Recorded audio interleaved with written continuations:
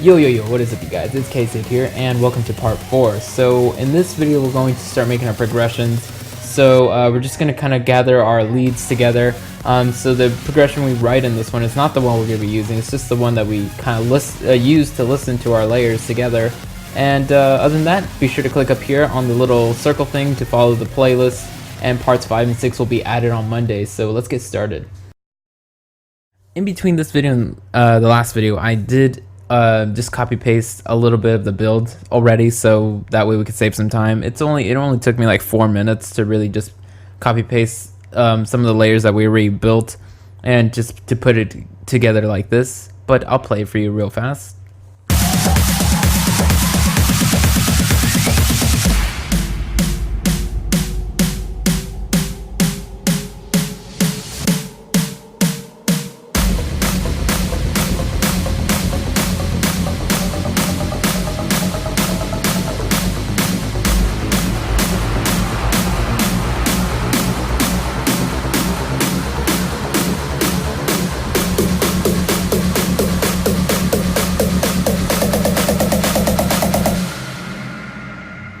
So right here at the 1 minute mark, we can either go straight into a drop or straight into a progression.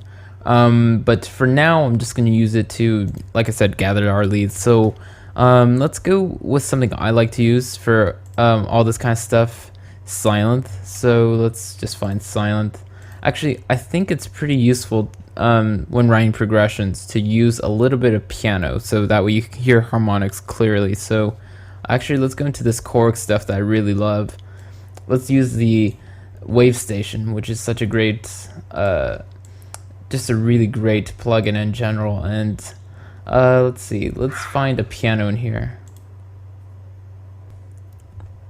Like in ROM4, the 16 grand piano, that one is really great. It has kind of like that M1 sound that is so famous for like electronic music. So we'll bring that in.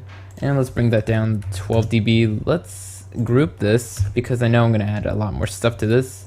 Let's add some MIDI tracks. So let's bring this one into the group. And I have a Ableton rack saved. So like I said, you know, this might be annoying to some people, but I save as much of my workflow as possible. Like as much of the stuff I use all the time, I always save that. So I recommend you do that for yourself as well. It does save you a lot of time. But I think I talked about it recently as well. So let's see. Recently I saved a version, so I think it's this one. Let's see. So we got some mid-side, a little bit of API 550, just cutting out some like kind of high mid frequencies. So we're just cutting out like that kind of stuff, or actually 3K. So that's kind of like the noisy like part of saws, which we're probably gonna add in. That was a channel strip. This is a Maserati preset, which is just kind of like effects stuff like reverb and that kind of thing. Just like really nice on a group.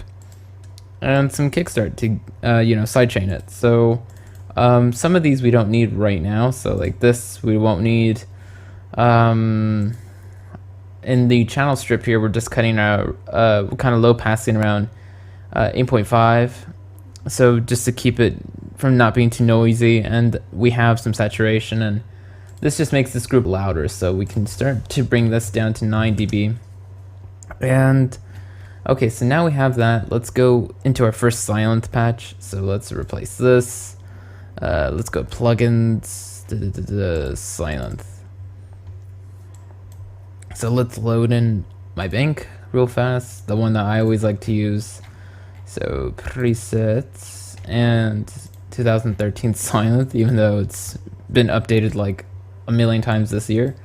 So let's go into one of these pages and let's just pick out something that would be easier to work with. So for me, I like a really light bright layer of sunshine. So let's make some MIDI. So let's just do 4 bars. And I think this is the first time we're gonna actually make our scale, I think. I'm not sure if we did it before in the videos, but we're in D major, so we're just gonna go here into our piano roll, and let's find a D, so right here. So whole step, half step, whole step, whole step, whole step, half step. That's a major scale. So whole step, half step, whole step. Okay. So let's duplicate this and shift up arrow, down arrow to give us some more octaves. And let's select all with Command A, push it off to the side, and then we can fold this. So now we have several octaves of D major scale, so that way we can just start writing freely in scale. So I guess let's put a D1 so we can get like kind of an idea of what we're doing. So let's kind of like start listening to this.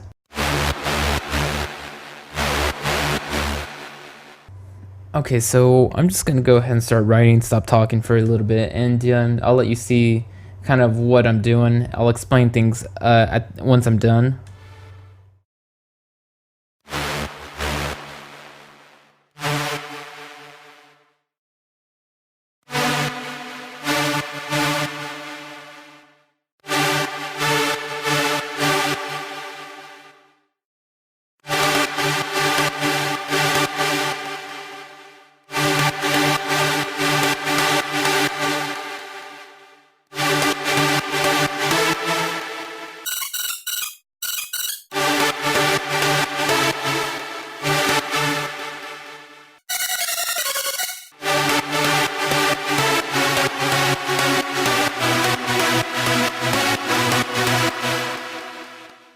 Okay, so we wrote something really quickly. Like I said, that's not officially going to be our progression. That's just something we built so that we can use for an example, so we can listen to our MIDI layers and start to build that. And then once we have all the layers we want, we're going to rewrite that.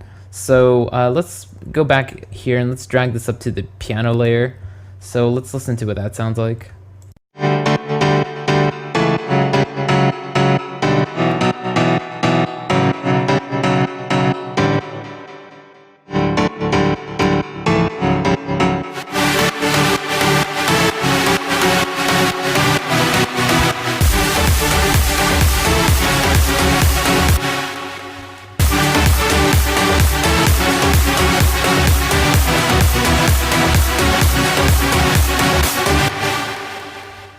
So sounded pretty good just for being a piano and a really bright supersaw. And of course, the processing I have here is doing a lot to help it. So like, this Maserati plugin adds like reverb and delay and like all sorts of effects. It's just a really interesting effects plugin. So I highly recommend looking into this. It's definitely worth the money. I think it's like 120 bucks. I can't remember what it was. And yeah, like I said, everything else is just like, this is saturating and making it much louder while cutting out some of the buzzy high frequencies. So if I took this off, it would sound not only quieter, but it would just, you'd hear a lot more of like hissy type frequencies. And the mid side is probably too much at this point, but so let's bring that back down to like 5 dB or so.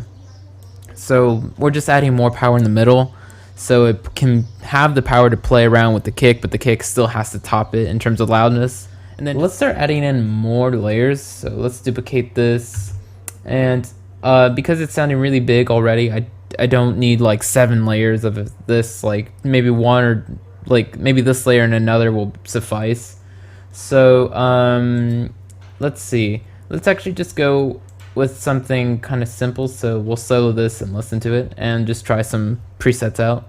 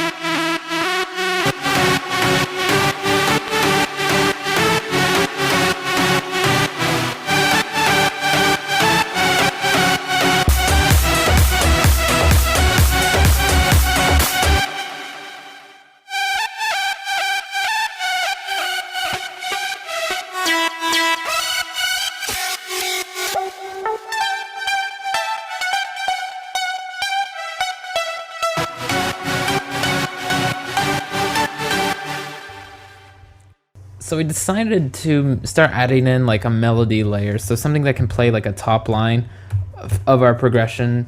So let's call this the mellow, and this will be our just basic saw layer. So we only really need one.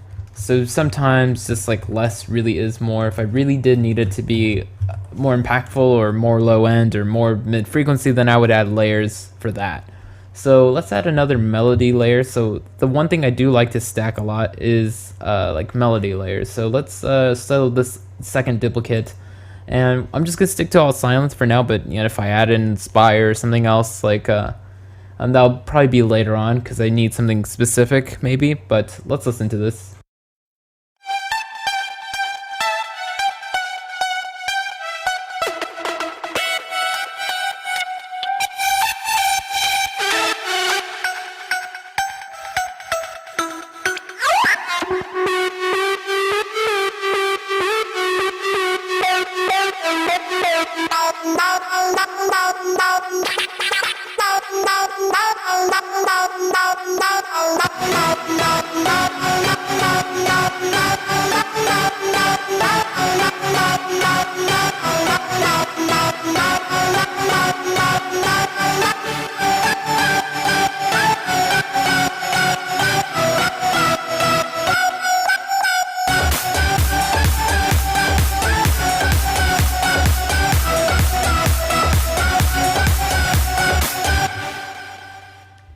Alright, so you saw what I did there. I basically added in that last melody layer, and it was not, it was like, I made that patch, the how much acid can you have, and that's a baseline patch, but when you play it so high up in MIDI, like 5 octaves higher than it's supposed to be played at, it kind of came with this kind of like, it started making this like whistly type sound, and like if I maybe added a wow filter or something like that, I could enhance that a bit more.